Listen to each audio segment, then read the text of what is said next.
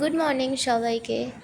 সকাল সকাল আমি আবার বেরিয়ে গেছি বাজারের দিকে চালতা কেনার জন্য, কারণ কালকে তো চালতাটা খুঁজে পাইনি। রান্না পুজোর জন্য চালতাটা তো দরকার, তাই তো চালতাটা আমি পেয়েছি। অনেক খুঁজে খুঁজে একটা চালতা পেয়েছি, আর দুজনে যা খুশি হয়েছি হাসতে হাসতে। আবার বাড়িতে যাচ্ছি আমি সেই 5টার সময় প্র্যাকটিস করিয়ে, তারপর আবার একসাথে বাজারে গেছিলাম। মানে আমি 5টা থেকে ঘুরছিলাম। রাস্তা থেকে আসার সময় দেখলাম যে একটা ধোসার দোকান, দিয়ে আর আমি ধোসা কিনলাম। কিনে বাড়িতে নিয়ে এসে দুজনে ভালোভাবে আগে পেট পুজো করেছি, করে ঘুমিয়ে পড়েছি।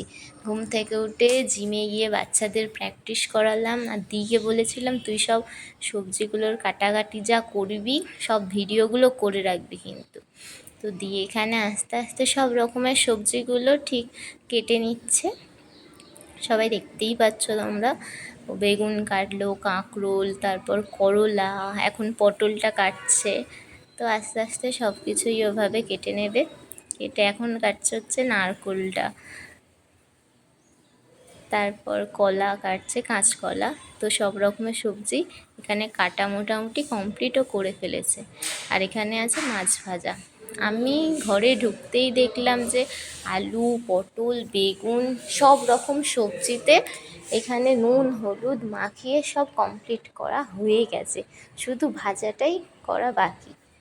তারপর এখানে দেখলাম ডালটাও চাপানো হয়ে গেছে, আর এখানে মাছ দেখলাম ফুটছে।